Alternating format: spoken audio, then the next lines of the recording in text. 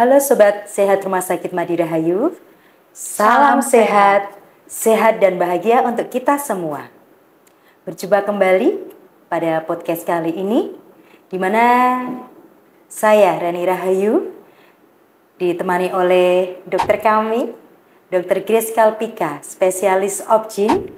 Beliau adalah salah satu dokter kebidanan kandungan wanita yang ada di Rumah Sakit Madirahayu ini. Apa kabar dokter? Baik, sehat Mbak Reni. Puji Tuhan, kabar baik dan sehat untuk Dr. Grace. Biasa kita mengambil akrabnya gitu ya dokter, Ya, Dr. Dr. Grace Grace gitu ya. Mungkin dokter bisa menyapa Sobat Sehat Rumah Sakit Madirahayu. Oke, halo Sobat Sehat semua. Perkenalkan saya Dr. Grace Kalpika Taruli Siagian, spesialis obstetrik ginekologi, salah satu spesialis kebidanan dan kandungan di Rumah Sakit Madirahayu. Baik dokter, terima kasih.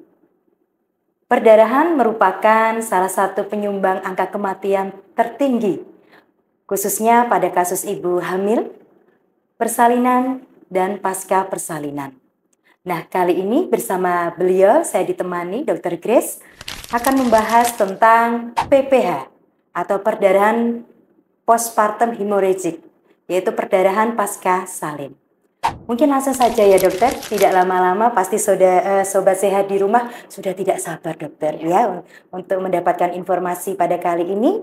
Mungkin dokter bisa menjelaskan kepada kami pengertian atau definisi dari PPH itu apa ya dokter? Oke Mbak Reni, jadi untuk perdarahan pasca salin atau kita sebut secara medis adalah postpartum hemorrhage atau gampangannya adalah perdarahan pasca persalinan. Itu adalah suatu kondisi di mana terjadi pengeluaran darah atau namanya perdarahan setelah persalinan yang di luar normal, melebihi kadar normal. Nah, untuk indikator normal ini sendiri untuk persalinan antara sesar dan dengan partus spontan itu berbeda. Kita sebut sebagai perdarahan pasca salin setelah persalinan spontan itu apabila perdarahannya lebih dari 500 cc. Tapi untuk yang perdarahan setelah operasi sesar adalah apabila lebih dari 1000 cc. Itu pun secara jumlah. Kemudian kita juga bisa mengenal perdarahan pasca salin dilihat dari onset mulai terjadinya. Jadi ada yang kita sebut sebagai PPH atau postpartum hemorrhage yang primer. Primer itu kita sebut apabila dia terjadi kurang dari 24 jam setelah persalinan. Tapi apabila perdarahan itu terjadi lebih dari 24 jam sampai dengan masa nifas sekitar 6 minggu, kita sebut itu sebagai perdarahan postpartum yang sekunder. Dan ini akan menjadi pertimbangan kita. Penyebabnya itu kenapa sih? Nah, itu bisa kita lihat dari konsepnya juga nantinya. Oh, begitu ya dokter. Berarti kan kita sebagai seorang ibu, mungkin sobat sehat yang ada di rumah juga ibu-ibu yang mengetahui ya setelah lahiran itu kan tetap mengeluarkan darah ya dokter dari jalan lahir. Nah, dari pengertian tadi dokter, perbedaannya itu apa ya dokter dari perdarahan pasca salin sama perdarahan yang normal masa nifas dokter? Nah, jadi untuk perbedaan antara perdarahan nifas, jadi keluar darah nifas yang normal dengan perdarahan pasca salin, tadi kita lihat dari pertama definisi memang ya, dari definisi jumlah keluarnya, volume darahnya berapa. Nah, itu tidak mungkin ya kita kalau di rumah setelah pulang nih misalnya masih keluar darah nifas, kita ukurin pakai gelas ukur kan nggak mungkin ya. Jadi memang ada beberapa indikator yang bisa kita lihat apakah perdarahan itu banyak atau enggak sih gitu. Nah, yang pertama kita bisa lihat dari ya kalau kita selesai misalnya ibu-ibu selesai masa nifas pasti kan pakai pembalut nih. Nah, kita bisa mengukur dari itu pertama pembalut. Pembalut sebenarnya satu pembalut itu apabila penuh adalah kira-kira daya tampungnya adalah 80 cc untuk yang reguler. Kalau yang besar bisa sampai 100 cc. Kemudian indikator kedua bisa dengan Pampers apabila di rumah memang pasiennya masih menggunakan Pampers. Pampers itu satu Pampers penuh itu sekitar 200 sampai 250 cc. Kemudian apabila kalau di rumah sakit, masih di rumah sakit itu kan pakai alas ya, underpad namanya. Nah, apabila itu penuh itu sekitar 500 cc. Jadi ibu-ibu yang mungkin sudah pulang dari persalinan bisa kita lihat indikatornya dari pembalut. Kalau misalnya kok keluarnya 8 sampai 10 pembalut saya mesti penuh ya dok sehari. Ya, itu berarti kita perlu waspada nih, apakah ibu ada perdarahan pasca salin secara volume. Ya, kemudian apabila masih perawatan di rumah sakit, kita lihat underpadnya berapa kali ganti. Apabila ternyata dalam 1 jam atau 2 jam pasca persalinan, ternyata sudah ganti 2 underpad, berarti kan sudah 1.000. Kalau misalnya penuh nih, berarti itu adalah indikator sudah terjadi perdarahan pasca salin. Kemudian yang kedua kita lihat dari warna darah nifasnya. Terutama apabila pada pasien sudah pulang ya, kalau di rumah sakit mungkin dari tenaga medis kita bisa evaluasi nih warnanya apa. Tapi kalau sudah di rumah kita bisa lihat karena darah nifas itu punya fasenya masing-masing. Jadi apabila dia masih 1-2 hari setelah pasca salin, kita sebut dengan lochia rubra. Jadi warnanya memang masih merah karena dicampur dengan lendir dan juga masih ada sisa-sisa plasenta biasanya yang membuat darahnya masih terlihat berwarna merah. Tapi setelah 2 hari, jadi 3-7 hari, itu dia akan mulai berubah warna, yaitu menjadi lochia sanguinolenta namanya. Dia sudah mulai berwarna kecoklatan. Nah, itu kemudian nanti setelah 1-2 minggu kita berubah lagi menjadi lochia serosa. Dia sudah tidak berwarna coklat karena komponen darahnya sudah berhenti seharusnya. Jadi sehingga masih berwarna kuning. Nah, sampai akhirnya sekitar 2-6 minggu masa nifas dia akan berubah menjadi lochia alba. Warnanya lendir putih, mungkin seperti keputihan vagina pada umumnya, tapi dia volumenya lebih banyak.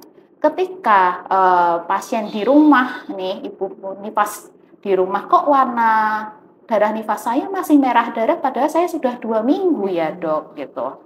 Nah itu berarti memang harus ada perhatian khusus sehingga perlu dilakukan pemeriksaan lebih lanjut terkait dengan darah nifasnya. Seperti itu. Oh begitu ya dokter, Iya. berarti ya banyak ya dokter ya Iya, perbedaannya betul. juga ini warna apa darah masa nifas itu ada tahapannya gitu ya Ada. dokter. Baik dokter. Nah dari perdarahan pasti kan tidak secara tiba-tiba ya dokter. Ya. Ada penyebabnya dokter. Biasanya penyebabnya itu apa saja ya, ya dokter untuk PPH ini dokter? Oke, jadi banyak ya sebenarnya penyebab dari perdarahan pasca salin itu, tapi secara garis besar kita mengenalnya dengan 4T.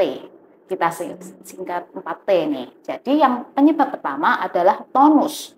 Tonus itu adalah kontraksi rahim. Nah, kontraksi rahim ini normalnya ketika setelah bersalin, nah rahim itu kan membesar tuh dengan pembuluh darah yang melebar. Nah, pembuluh darah yang melebar ini akan dihentikan perdarahannya oleh kontraksi rahim. Nah, masalahnya kalau terjadi gangguan kontraksi pada rahim setelah bersalin, berarti nanti otomatis akan menyebabkan perdarahan yang lebih banyak. Nah, itu yang menyebabkan terjadinya perdarahan pasca salin akibat tonus. Biasanya pada kasus-kasus yang rahimnya overdistensi atau yang terlalu meregang, misalnya pada kehamilan kembar, kemudian pada janin-janin yang besar, mungkin pada saat persalinan jadinya kan kontraksinya sudah lelah istilahnya otot rahimnya nih, atau persalinan yang terlalu lama sehingga terjadi kelemahan otot rahim. Itu pertama tonus. Yang kedua adalah tisu. Tisu itu artinya jaringan ya. Jaringan di sini adalah mayoritas terjadi karena adanya sisa jaringan plasenta. Nah, plasenta ini akan apabila tidak bersih pengeluarannya pada saat pasca bersalin akan menyebabkan perdarahan. Selain itu, plasenta yang letaknya tidak normal, misalnya plasenta previa atau plasenta yang letak rendah, atau pelepasan plasenta yang terlalu dini, nah kita sebut sebagai abusio plasenta, itu bisa menyebabkan perdarahan pasca salin. Itu yang kedua ya, T yang kedua. Kemudian yang ketiga adalah trauma. Trauma di sini adalah perlukaan. Perlukaan itu bisa dari jalan lahirnya terjadi perlukaan, robeknya jalan lahir, robeknya leher serviks, atau bisa trauma lain misalnya pada operasi sesar. Operasi sesar misalnya mengenai pembuluh darah dari rahim, seperti itu yang bisa menyebabkan perdarahan. Kemudian yang T terakhir, yang 4T terakhir adalah trombin. Trombin ini berkaitan dengan faktor pembekuan darah dan juga gangguan dari komponen darah. biasanya terjadi karena ibu-ibu yang anemia pada saat kehamilannya, itu menyebabkan perdarahan pasca salin, atau terjadi gangguan dari pembekuan darah seperti trombositnya rendah, atau ibu-ibu yang mempunyai riwayat minum obat pengencer darah, atau ada riwayat trombosit yang rendah. Nah, itu menyebabkan resiko perdarahan pasca salin. Seperti itu, Bu Rini. Oh gitu ya dokter, berarti ada 4T ya dokter penyebabnya ya dokter. Dari penyebab sendiri berarti ada faktor resiko ya dokter. Ya, pasti. Mungkin bisa juga dijelaskan dokter faktor resiko dari PPH itu apa saja dokter? Nah, ini faktor resiko ini yang perlu kita perhatikan ya, terutama pada ibu-ibu hamil. Nah, kan, sehingga nanti faktor resiko ini bisa kita hindari. Nah, yang pertama adalah terkait dengan tonus tadi. Tadi sudah sempat saya sebutkan ya, berarti untuk faktor resikonya memang adalah pada ibu-ibu yang hamilnya kembar. Ya, dia kan jadi besar tuh, rahimnya meregang sekali. Nah, itu bisa terjadi faktor resiko dari perdarahan pasca partum atau PPH tadi. Kemudian ibu-ibu yang taksiran berat janinnya besar. Kemudian juga ibu-ibu yang mengalami polihidramnion atau air ketubannya terlalu banyak, itu menjadi overdistensi. Kemudian juga kita harus melihat faktor risiko 4 terlalu nih. Tadi 4T nih Mbak Reni. Sekarang ini ada 4 terlalu faktor risikonya. Pertama, terlalu muda.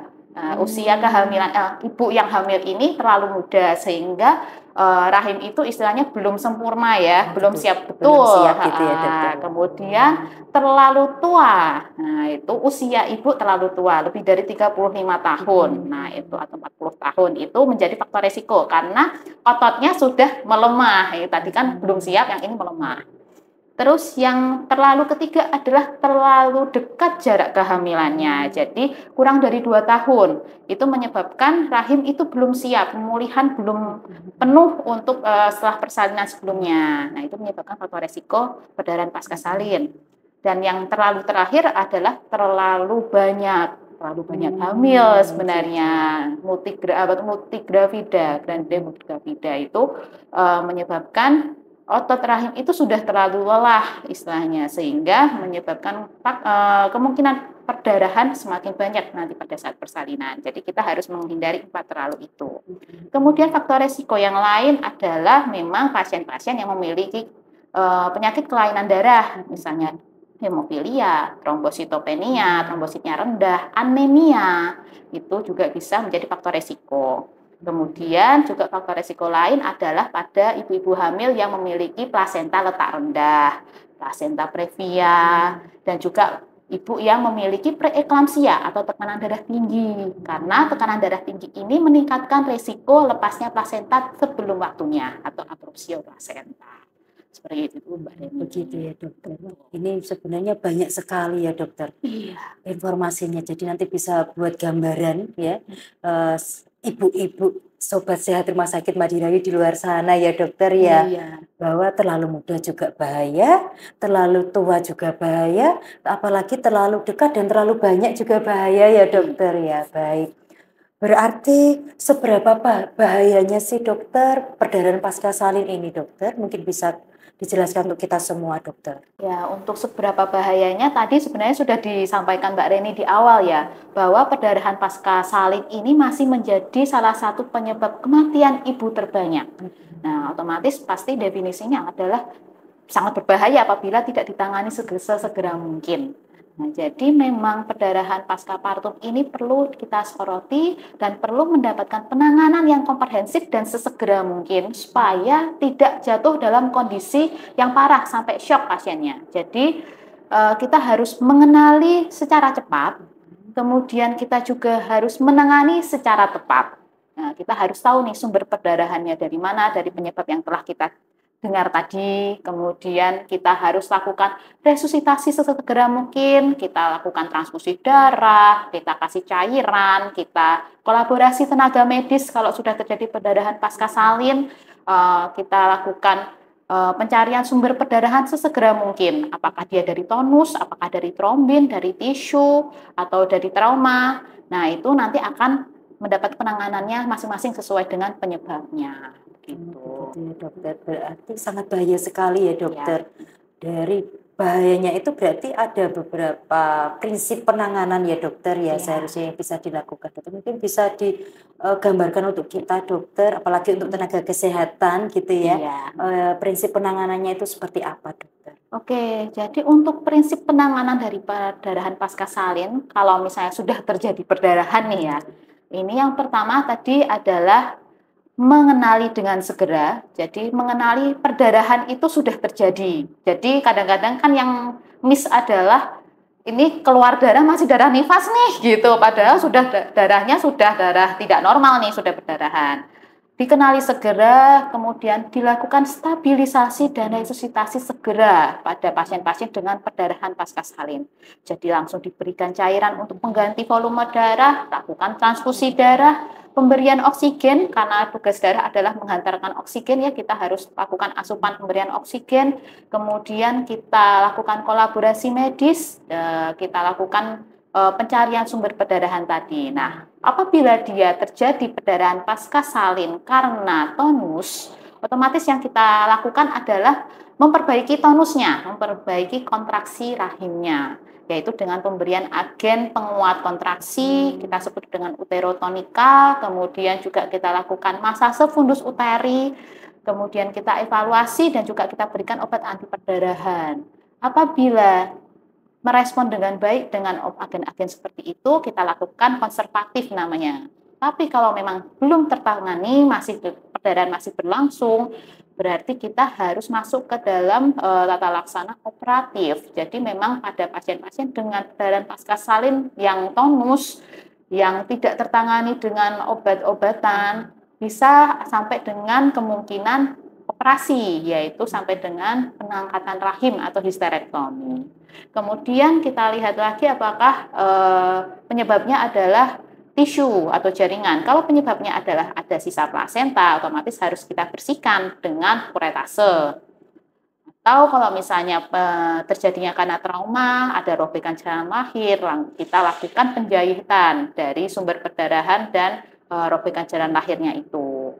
Dan apabila terjadi karena faktor trombin seperti anemia, trombositnya rendah, berarti pemberian transfusi darah, kemudian juga mengatasi misalnya faktor ada penyakit lain seperti hemofilia, seperti itu kita akan kolaborasi dengan penyakit dalam untuk mendapatkan penanganan yang tepat. Gitu, Mbak Desi. Begitu ya dokter. Baik dokter. Dari kesekian beberapa itu ya dokter ya penjelasan dari dokter itu kan perdarahan pasca salin memang sangat berbahaya ya dokter. Nah untuk mencegahnya dokter ya mungkin bisa diinformasikan kepada kita semua terlebih pada ibu-ibu yang mungkin mau program hamil pastinya kan harapannya semuanya lancar tidak ada masalah seperti itu ya dokter mungkin bisa dijelaskan dokter penanganannya itu seperti apa? Ya, baik. Untuk Sobat Sehat Mari Rahayu, yang penting kita soroti untuk perdarahan pasca salin ini adalah cara pencegahannya memang. Yang pertama, yang pasti adalah menghindari faktor resiko yang bisa kita hindari. Jadi, kita lihat apabila ada faktor resiko seperti usianya tua, yang terlalu tadi, usianya tua, atau terlalu muda, atau masih jarak kehamilan nanti terlalu dekat, atau misalnya terlalu banyak. Pertama, pencegahannya adalah keluarga berencana. Ya, pastinya. Karena untuk menghindari resiko tersebut, maka perlu dilakukan perencanaan kehamilan yang aman. Jadi memang kerjasama dengan keluarga, dengan suami itu juga penting untuk mengendalikan perdarahan pasca salin supaya tidak terjadi. Sehingga, saya harus menjarakkan lebih jauh nih kehamilannya. Anaknya sudah cukup nih, 3, sudah cukup. Usianya sudah tua nih, lebih baik tidak hamil lagi dengan anak yang mungkin sudah punya anak yang sehat-sehat ya, sudah besar-besar. Nah, itu bisa menjadi pertimbangan untuk mencegah perdarahan pasca salin. Yang kedua adalah mendeteksi secara dini faktor-faktor resiko lain apabila pasien-pasien ini sudah hamil. Jadi perlu kontrol kehamilan rutin. Jadi antenatal care yang baik, yang rutin itu perlu dilakukan. Apakah saat kehamilan ini ada kehamilan kembar, ada plasenta letak rendah, atau misalnya pasien-pasiennya anemia, itu selama kehamilan harus diatasi. Sehingga nanti ketika kontrol kehamilannya baik, bisa merencanakan persalinannya dengan matang. Nah, jadi ketika ada faktor risiko yang ditemukan selama kehamilan, apabila memang kemungkinan perdarahan pasca salinnya tinggi, dilakukan persalinan di fasilitas kesehatan tingkat lanjut. Tapi kalau memang tidak ada risiko perdarahan pasca salin yang tinggi, maksudnya masih primi nih, masih kehamilan pertama, tidak ada plasenta rendah dan lain-lain, bisa di fasilitas kesehatan tingkat pertama. Itu bisa menyesuaikan dengan faktor risikonya. Kemudian melakukan penanganan yang cepat apabila memang ditemukan tanda-tanda perdarahan pasca salin.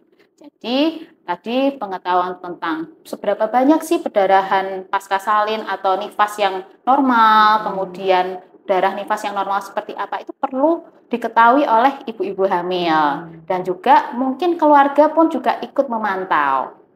Dan juga memang untuk pada saat fase pasca persalinan perlu dukungan dari keluarga untuk nutrisi ibu, jangan sampai ibu anemia. Kemudian setelah itu juga dukungan emosional, manajemen stres dari ibu hamil perlu dibantu oleh keluarga sehingga sama-sama antara tenaga medis dan keluarga serta pasien bisa mewaspadai dan mendeteksi apabila terjadi perdarahan pasca salin.